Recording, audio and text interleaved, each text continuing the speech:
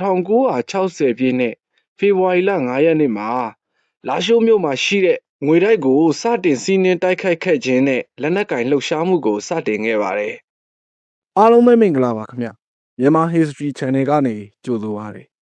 ဒီ channel မှာတော့မြန်မာနိုင်ငံအတွင်းမှာဖြစ်ပွားခဲ့တဲ့ပြည်တွင်းတောင်းကျမ်းမှုသမိုင်းများကိုတင်ဆက်ပေးသွားမှာဖြစ်ပါတယ်။ဘာလိုက်မှုမရှိတဲ့အမြင်နဲ့လူထုအတွက်အသိပညာတိုးတက်စေရန်ရည်ရွယ်ထားပါတယ်။အမှန်တရားပေါ်မှာအခြေခံထားတဲ့သမိုင်းများကိုတင်ဆက်ပေးသွားမှာဖြစ်လို့ channel ကို like and subscribe လုပ်ပြီးတော့နောက်ဆုံးအခြေအနေများကိုဆက်လက်နားတော်တာဆင်နိုင်ပါတယ်။ဒီနေ့မှာတော့ကချင်တောင်းကျမ်းသူအဖွဲ့စတင်ပေါ်ပေါက်လာခြင်းကိုတင်ဆက်ပေးသွားမှာဖြစ်ပါတယ်။1946 ခုနှစ်မှာ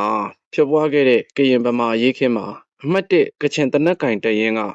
ဗိုလ်ကြီးအဆင့်နဲ့တောခုသွားတဲ့ကချင်အမျိုးသားနော်ဆိုင်ကတော့ KNDO တို့နဲ့ပူးပေါင်းခဲ့ပါတယ်။အဲဒီမှာ1950ပြည့်နှစ် KNDO အင်အားစုအဖြစ်နဲ့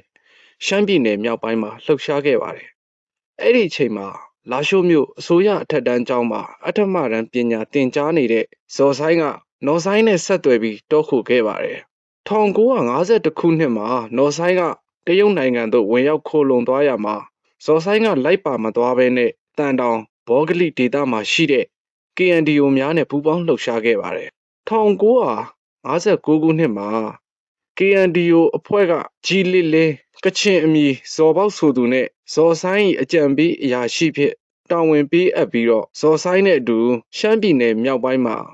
မြေအောက်စီယုံသိမ်းသွင်းမှုလုပ်ငန်းတွေကိုပြုလုပ်လုပ်ကိုင်စေရန်စေလွှတ်ခဲ့ပါတယ်။ဇော်ဆိုင်နဲ့ကြီးလစ်လင်းကဇော်ဆိုင်ရဲ့မိခင်ဖြစ်သူကျောင်းဆရာမတာဝန်ထမ်းဆောင်နေတဲ့ဟိုကုံတိုက်နယ်နှမ်းရွာမှာခိုအောင်ပြီးတော့မြေအောက်စီယုံရေးလုပ်ငန်းတွေကိုစတင်လှုပ်ဆောင်ခဲ့ပါတယ်။ဇော်ဆိုင်ရဲ့ညီဖြစ်သူတက္ကသိုလ်ကျောင်းသားဇော်ထူးကလည်းတက္ကသိုလ်မှထွက်ပြီးတော့ဇော်ဆိုင်နိုင်ကိုလာရောက်ပူးပေါင်းတောခိုခဲ့ပါတယ်။ဒါအပြင်အမှတ်၄ကချင်တနက်ကင်တရင်ကနေထုတ်ပယ်ခံရထားတဲ့သိန်းဒီမှာကျောင်းတက်နေတဲ့ဒုတိယတက်ချက်လမုံတူးချိုင်ပြီးတော့တက္ကသိုလ်မှထွက်ပြီးတော့ကိုခိုင်ကိုပြန်ရောက်လာတဲ့မာလမာရင်းတို့ကဇော်ဆိုင်နဲ့ဆက်သွယ်မိကြပြီးတော့1960ပြည့်နှစ်မှာကချင်လွတ်မြောက်ရေးအဖွဲ့ကချင် Independent Organization KIO ကိုစတင်ဖွဲ့စည်းခဲ့ပါတယ်။ KIO ကမြေအောက်အဖွဲ့အစည်းများမှာဥက္ကဋ္ဌအဖြစ်ဇော်ဆိုင်ဒုတိယဥက္ကဋ္ဌအဖြစ်ဇော်ထူးအတွင်းရေးမှူးဖြစ်လက်မလက်ရင်းတို့ကတာဝန်ယူခဲ့ကြပါတယ်။အဲ့ဒီအချိန်မှာရှမ်းပြည်နယ်မှာနိုင်ငံရေးသမားအချင်းချင်းနေရာလူရကနေပြီးတော့နိုင်ငံရေးသမားအချို့ရဲ့ကပိုက်ခေါင်းဆောင်ဖြစ်ဖွဲ့စည်းရန် KIO ကိုလက်နက်ခဲယမ်းများထောက်ပံ့ပေးရကနေပြီးတော့လက်နက်ကင်အဖွဲ့အစည်းတစ်ခုဖြစ်လာခဲ့ပါတယ်။သူတို့ရဲ့အင်အားမှာ28ယောက်ရှိခဲ့ပါတယ်။ကချင်တောင်းကျမ်းသူများလက်နက်ကင်တောင်းကျမ်းမှုကိုစတင်ခြင်း KIO အဖွဲ့က1960ပြည့်နှစ်ဖေဖော်ဝါရီလ 9 ရက်နေ့မှာ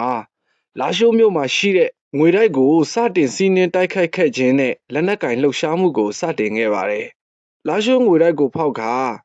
လက်နက်ကင်လှုပ်ရှားမှုစတင်သည်နဲ့လာရှိုးကုတ်ခိုင်ဒေသကဇော်ဆိုင်ဇော်ထူးတို့စီယုံထားရှိတဲ့ကချင်လူငယ်အများပြားကလည်းတပြိုင်နက်တည်းတုတ်ခုခဲ့ကြပါတယ်။အင်အားက100လောက်စုမိတဲ့အခါမှာတော့တပ်မဟာမှုဖြစ်ဇော်ဆိုင်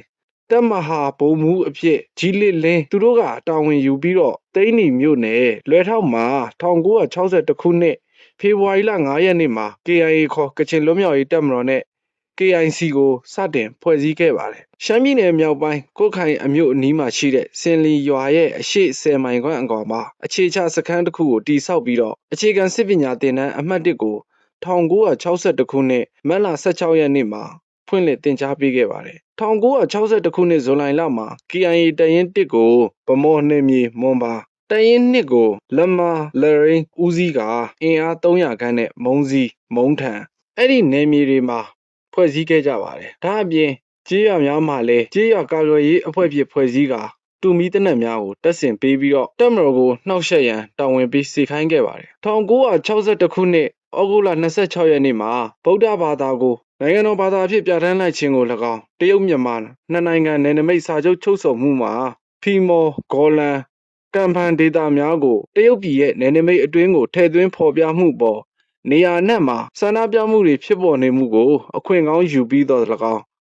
ရှမ်းပြည်နယ်ပြည်သူများကနေပြီးတော့ဖယ်ဒရယ်မူကိုစတင်တောင်းဆိုလာခြင်းတို့က၎င်း KIO တို့အနေနဲ့တိုက်ကွက်များရရှိလာခဲ့ပါတယ်လူမျိုးရေးအမြင်ကျင်းမြောင်းမှုကိုအရင်ခံပြီးတော့လူမျိုးရေးမုန်းတီးမှုဗမာလူမျိုးကြီးဝါဒစန့်ကျင်ရေးအဲ့ဒါတွေကိုအကြောင်းပြက